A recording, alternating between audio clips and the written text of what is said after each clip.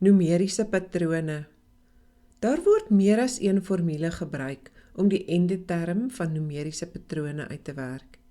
Hierdie video verduidelik die formule Tn is gelyk aan A plus hakies n min 1, sluit die hakies, D. Leer net die een wat jy in die klas gebruik of wat vir jou die beste werk. Albei die formules wat verduidelik word is reg. As jy die ander formule behandel het, gaan kyk eerder na daardie video. Ons bestudeer die patroon 4, 7, 10. Kan jy die patroon beskryf? Die patroon begin by 4, dan tel ons 3 aan om by 7 te kom, dan tel ons nog 3 aan om by 10 te kom. Die patroon is dat daar elke keer 3 bygetel word om by die volgende getal te kom. Die posisie van die getal in die ry is baie belangrik en ons noem die posisie waar die spesifieke getal is in die ry is sy term.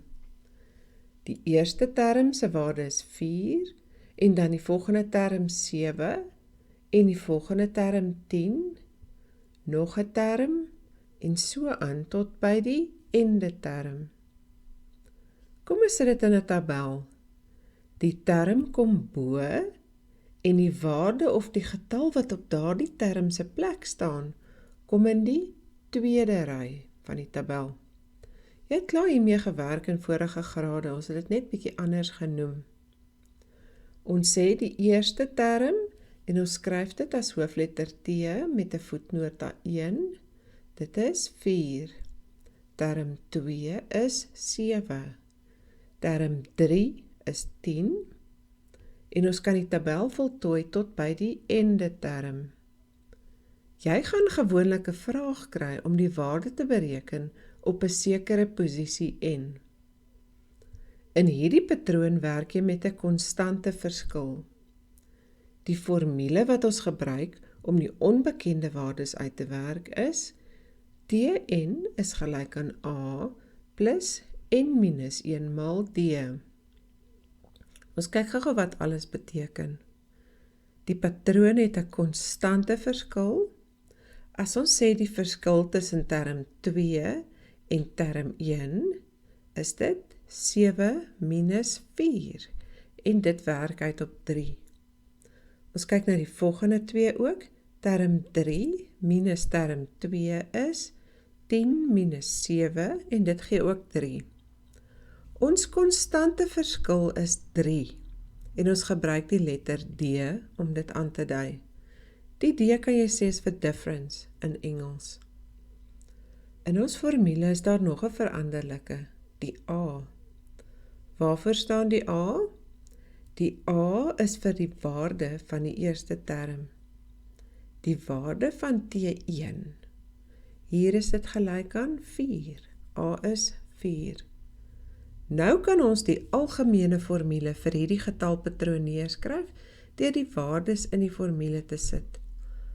Tn is gelyk aan A, dis 4, so dit is 4 plus n min 1 mal D en D is 3. Kom ons doen 'n voorbeeld en werk 'n onbekende getal in die patroon uit. Ons word gevra om die waarde uit te werk van die 8ste posisie, of waar n gelyk aan 8 is of T8. Ons gebruik nou die formule en ons werk dit uit. T8 is gelyk aan A is die eerste term en dit is 4 plus n is die 8ste term wat hulle vir ons vra. Ons sit 8 in en D is die konstante verskil wat ons al uitgewerk het, dit is 3. Kom ons doen die som. 4 plus, eerste die hakies, 8 minus 1 is 7. En dan maal ons 7 maal 3, dit is 21. Ons tel nou die 4 by, 21 plus 4 is 25. Die waarde van die term in die 8ste posisie is 25.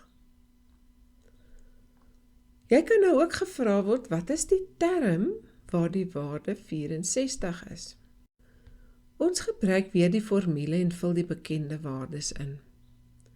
Tn se waarde is 64 en ons wil die onbekende n uitwerk. Ons trek -4 aan albei kante af. 60 is gelyk aan n minus 1 mal 3. Nou deel ons met albei kante. Ons deel met 3. 20 is gelyk aan n minus 1. Ons tel 1 aan albei kante by en nou staan n alleen. N is 21. Die term waar die waarde 64 is T21. Kyk gou weer, die formule is Tn gelyk aan A plus n minus 1 mal d. Wanneer ons die algemene term moet gee, vervang ons die spesifieke numeriese patroon se A en D waardes in. Dan sê ons soos byvoorbeeld Tn is gelyk aan 4 plus n minus 1 mal 3. Waarvoor staan alles in die formule nou weer? Tn is die waarde van die spesifieke term. A is term 1 se waarde. N is die nommer van die term of die hoeveelste term wat bereken moet word. En D is die konstante verskil.